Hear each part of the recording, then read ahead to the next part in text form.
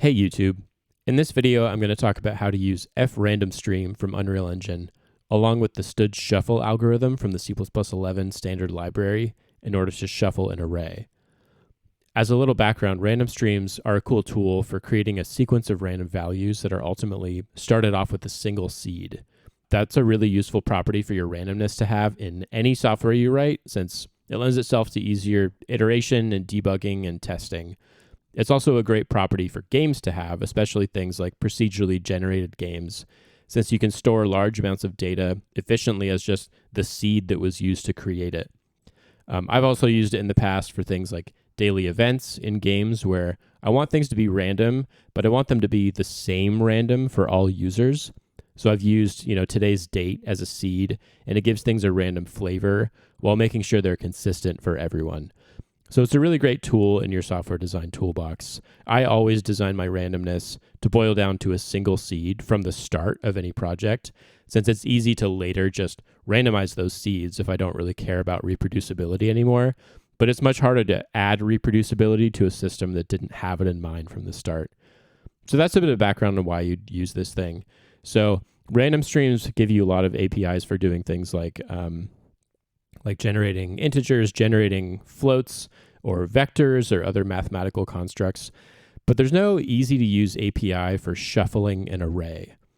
And that's something that you really might want to do if you're creating, for example, a card game and you want reproducible deals. Unreal actually does have a shuffling algorithm, but it doesn't accept a RandomStream parameter.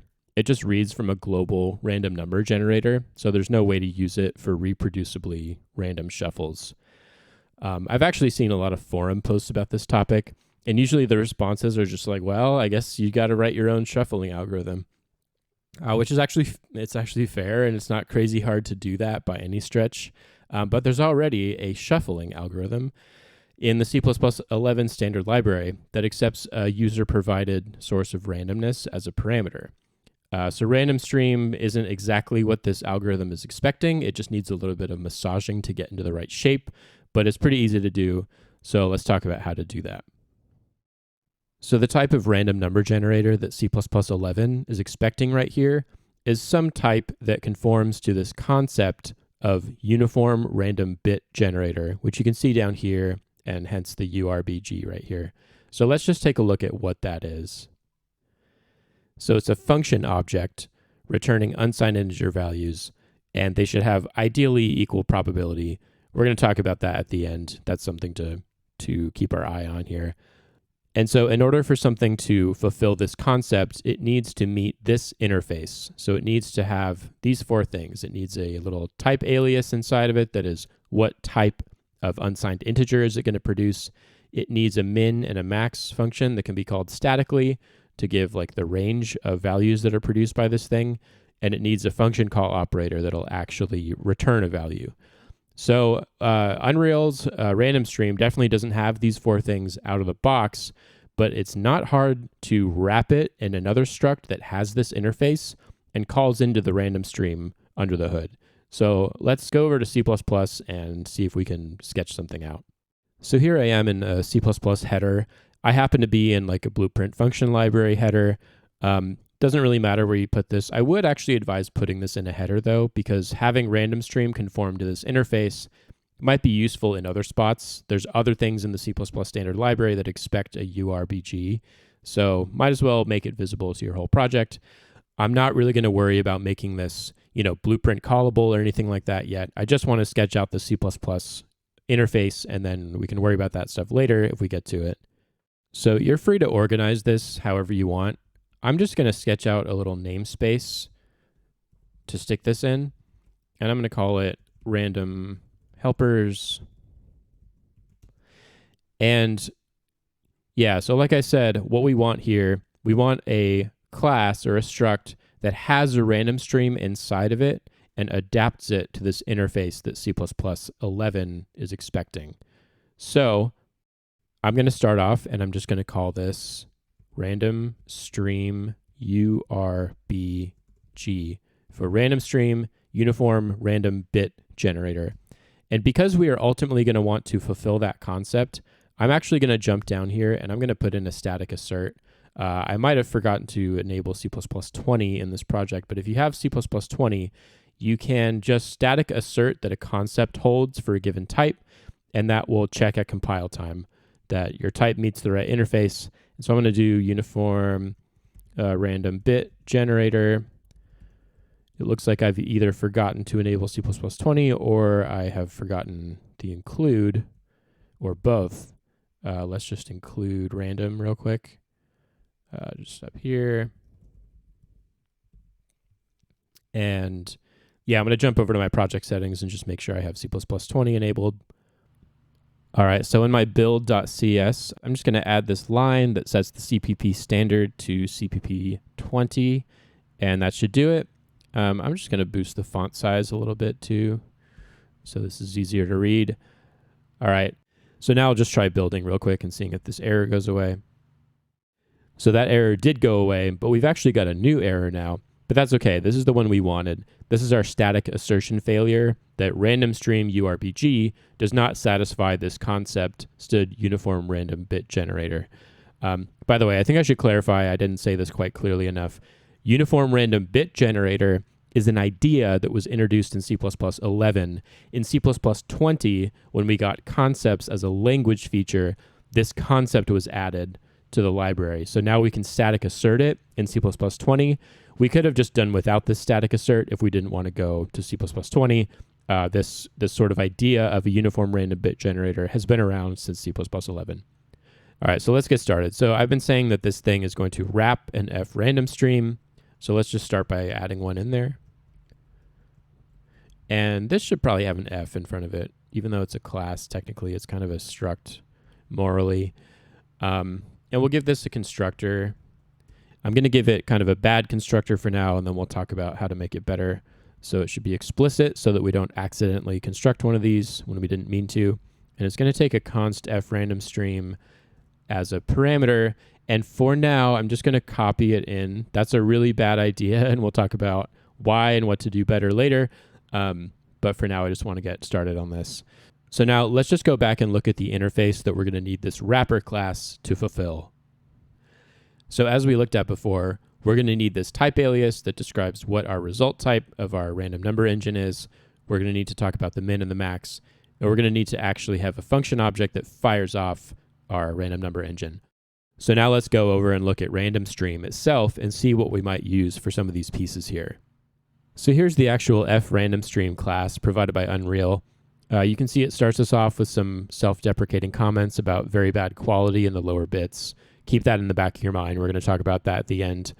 It also says that it's thread safe, which as a side note, I don't really understand. There's no atomic operations in here. There's no synchronization.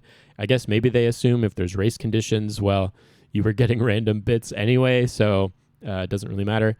Anyway, I'll defer to their expertise on that. This is apparently thread safe and very bad quality in the lower bits. If we do some poking around in here, which of course I already did before the video, if we scroll down to the bottom, you can see that the actual seed and the actual entire state that this thing holds is an unsigned 32-bit integer. And if we go and look at the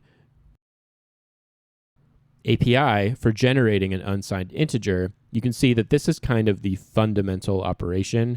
Everything else is grabbing one of those and doing some computation on it to map it to the type that's supposed to be returned.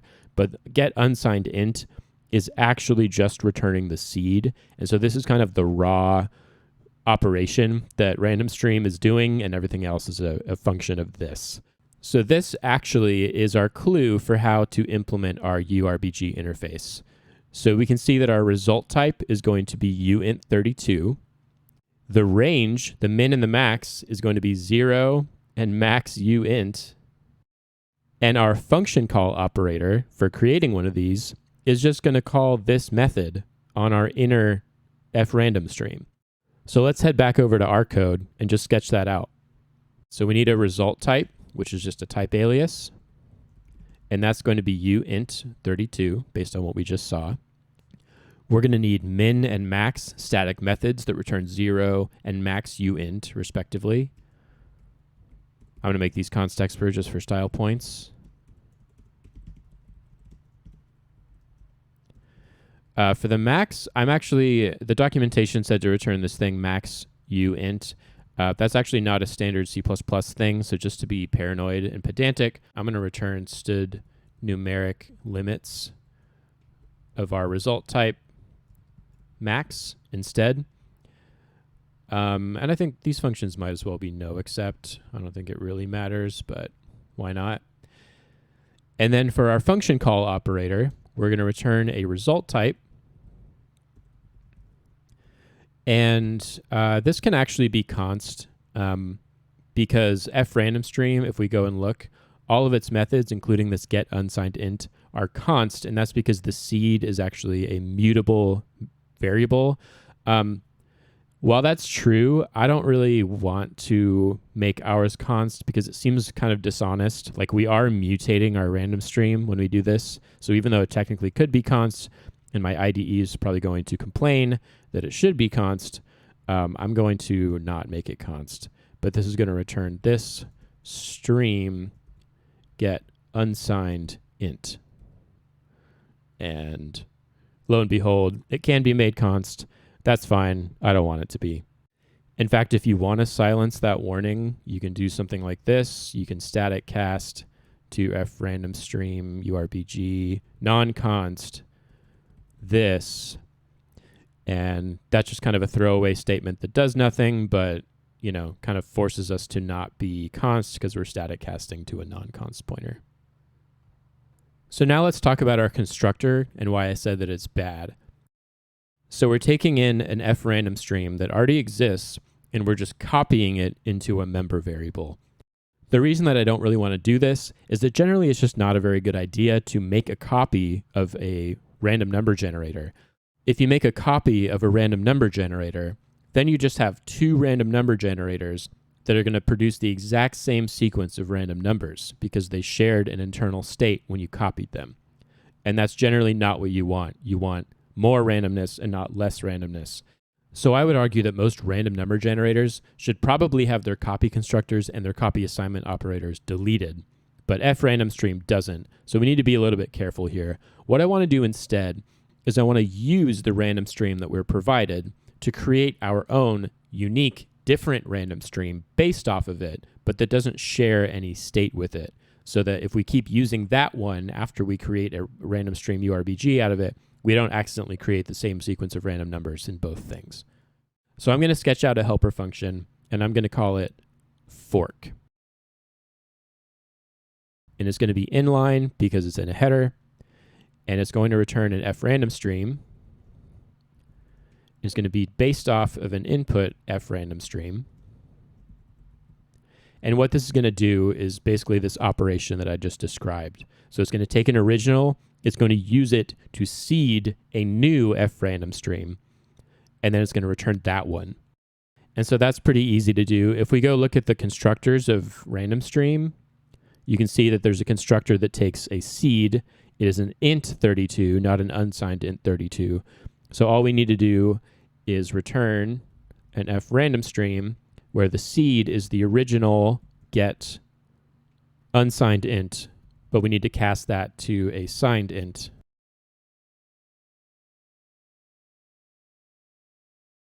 And there we go. And to be clear, by calling this function, we have actually advanced the state of the original random number generator. So now it's going to go off on its own and produce its own wonderful series of random numbers, and then ours is going to produce a different series of random numbers because it has a completely different seed than the one that we were given. So let's go ahead and call fork here instead of just copying in the input. So there we go. So now we've wrapped fRandomStream in a class that conforms to the uniform random bit generator interface that's required by C++ 11 in order to use the std shuffle algorithm. So now let's just look at how we would actually invoke the std shuffle algorithm using this new tool. So you can definitely do this wherever you want. I'm just going to go ahead and add this to my blueprint function library just because I already have one right here. So I'm going to add a little function, and I'm going to make it blueprint callable and stuff. And then I'm going to call it shuffle array using stream. And I'm not going to worry about making this like generic or anything right now. It's just going to take in a const t array of, let's say, int32. That's not the most exciting. Maybe at a later time we could explore how to make this generic and like have it use a wildcard or something in the blueprint editor. But for now, it's just going to take in an array, and it's going to take in an RandomStream. Now let's go implement it. So in my CPP file, I'm just going to start typing it out.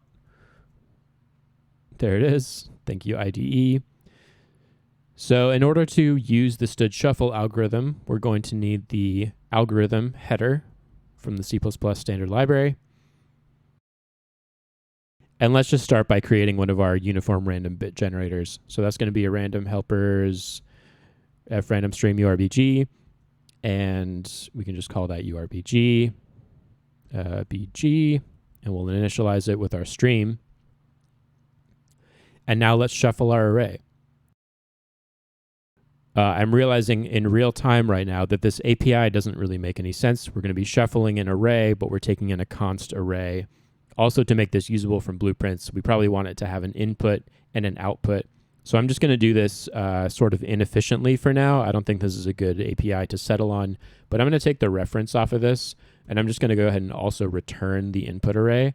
And that way we get a nice copy. We can modify it inside the function, and we'll just return a copy at the end.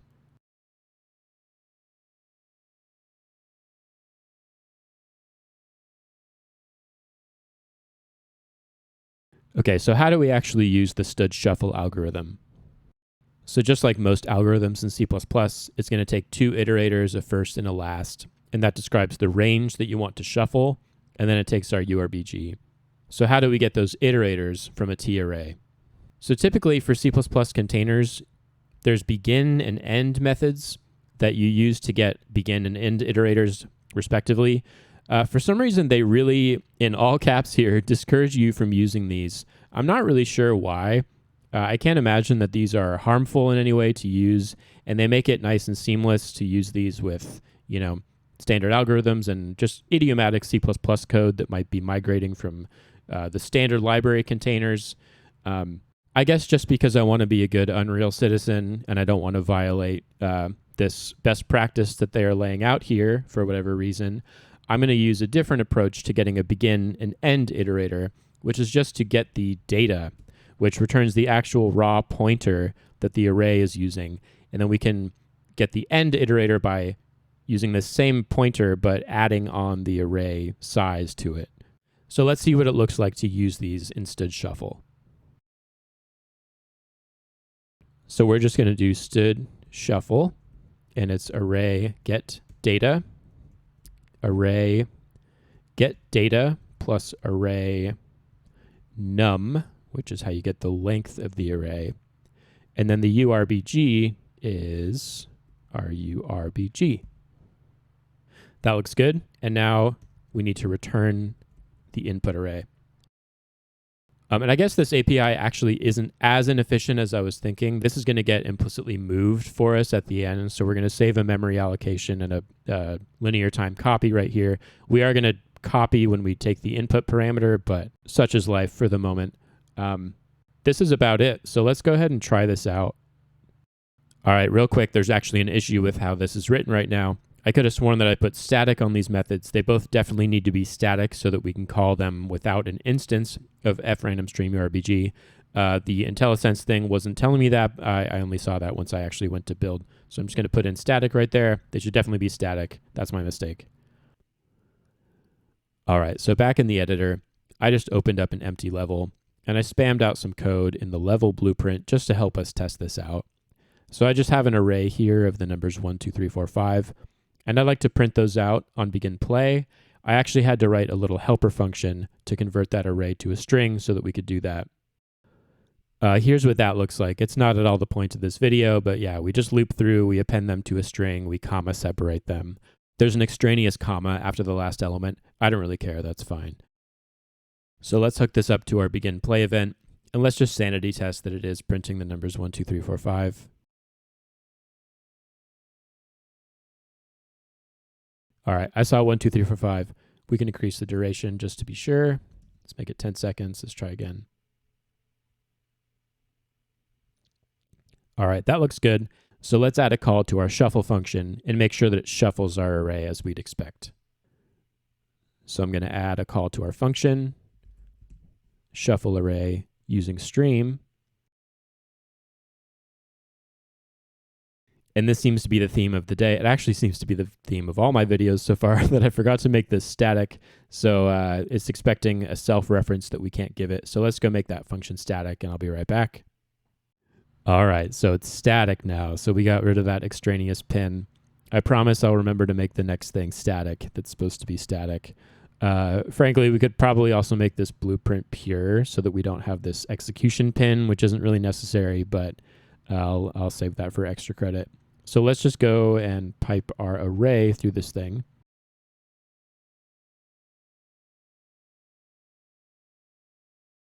And of course, we need a random stream. And we'll start it off with a seed of 0 and just see what that does. All right, so 5, 3, 1, 2, 4. That looks nice and shuffled to me. Now let's try it again. So 5, 3, 1, 2, 4. So we got the exact same sequence of random numbers twice in a row. And that's a feature, that's not a bug. That's because we're using the same seed for the random stream. Now, if we change this to like 1, or 42, everyone's favorite programming number, and we try that, now it's 5, 1, 4, 3, 2, which I'm pretty sure is different than the last one. Let's try another one. 128. All right, 4, 3, 1, 5, 2. That's definitely different because I know the last one started with a 5. And if we try that one more time, just for fun, 4, 3, 1, 5, 2. So you can see that we are reproducing the same sequence of random numbers, and they're all based on this initial seed. And we can change this seed to change them, but if we don't change the seed, then we get nice predictable random results. All right, so that's about it. That's how you shuffle an array using a random stream. Before we go, I just want to talk about whether it's even a good idea to do this at all. So it behooves me to mention that randomness is very, very tricky, and it's very subtle, and it's very easy to get wrong. Many times in my career, I've written code that was supposed to be random that actually wasn't random at all because of some mistake that I had made, oftentimes a very, very subtle mistake I'd made. So I just want to call that out. If you are in an application or a game where randomness is like your bread and butter, like a gambling game, or even just a card game that needs random shuffles, be very, very careful.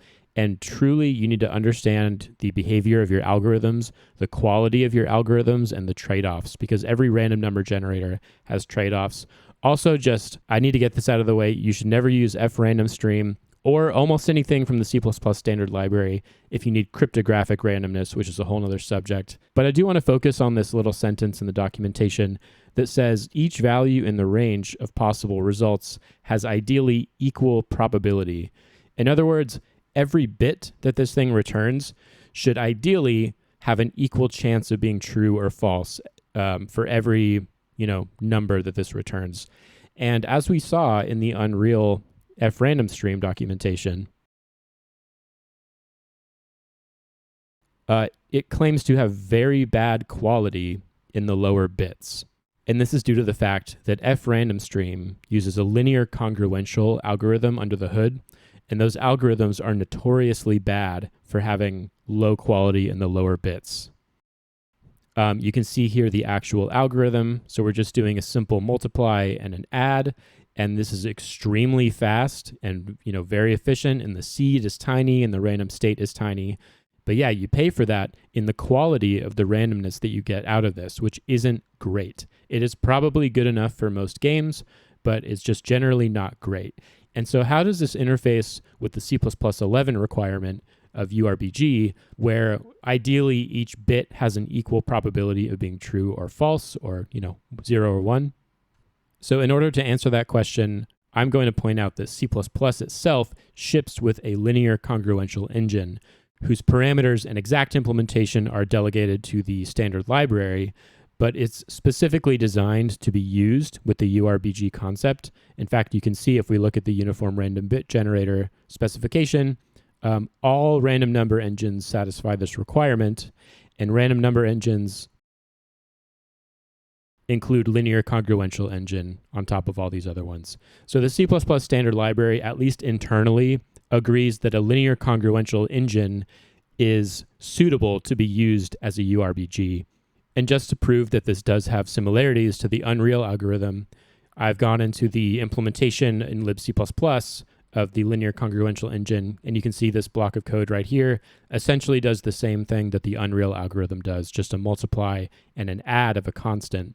And this, to me, is at least an argument from internal consistency that it's okay to use a linear congruential engine as a URBG. But again, I really want to emphasize, if your game or your application is primarily concerned with randomness, or even just randomness plays a big, significant part in it, you should really dive in and understand your algorithms.